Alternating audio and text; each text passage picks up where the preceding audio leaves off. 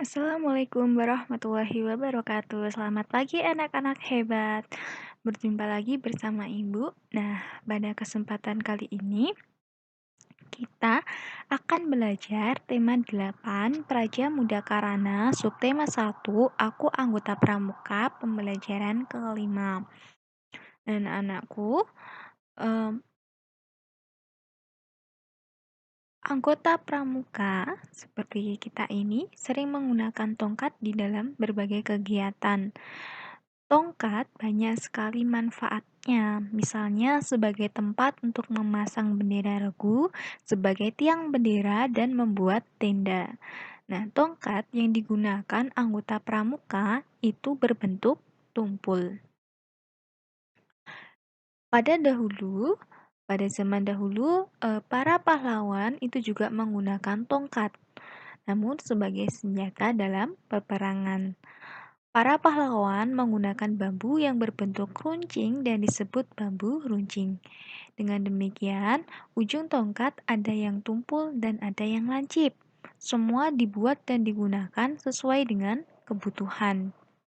Nah, jadi tongkat yang digunakan untuk pramuka itu berbentuk tumpul, sedangkan tongkat yang digunakan oleh pahlawan ketika berperang itu berbentuk lancip. Begitu juga dengan sudut. Sudut ada macamnya, ada yang tumpul, lancip, dan juga siku-siku. Sekarang kita akan belajar mengenai jenis-jenis sudut atau macam-macam sudut. Untuk membuktikannya, ayo lakukan aktivitas berikut ini. Yang pertama, siapkanlah kertas. Kemudian yang kedua, lipatlah kertas menurut garis datar. Jadi, kertas dilipat berbentuk horizontal dan vertikal. Nah, potong terlebih dahulu yang berbentuk horizontal seperti pada gambar ini. Kemudian, lipat dan potong yang garis tegaknya. Sehingga didapatlah namanya pojok siku-siku. Jadi, kertas lipat yang seperti ini, yang telah dilipat dan dipotong, itu ini membentuk sudut siku-siku ya. Nah, sekarang kita coba. Terdapat sudut seperti itu, kemudian kita lakukan pengukuran dengan menggunakan kertas tadi. Ternyata antara sudut yang diukur dengan kertas yang diukur tadi itu sudutnya sama, pas. Maka itu namanya adalah sudut siku-siku. Kemudian sudut yang kedua, kita juga bandingkan dengan kertas tadi. Ternyata sudutnya itu lebih kecil daripada ukuran kertasnya, daripada sudut di siku-siku. Nah, maka ini dinamakan sudut lancip. Perlu diketahui juga bahwasanya sudut siku-siku itu berukuran 90 derajat. Dengan demikian, yang namanya sudut lancip berarti ukurannya itu kurang dari 90 derajat. Selanjutnya, dapat sudut seperti itu. Kita bandingkan dengan kertas yang telah kita potong tadi. Ternyata sudutnya lebih besar daripada kertasnya. Berarti lebih dari 90 derajat. Nah, ini namanya adalah sudut tumpul. Sedangkan di yang terakhir, ini berbentuk garis lurus ya, anak-anak. Nah,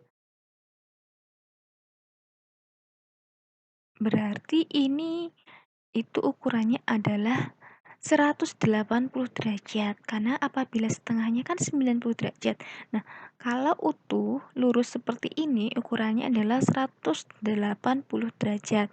Ini dinamakan dengan sudut lurus. Jadi, kita bedakan ya, ada sudut siku-siku di sini pas 90 derajat, kemudian sudut lancip kurang dari 90 derajat, sudut tumpul lebih dari 90 derajat, dan sudut lurus itu berukuran 180 derajat.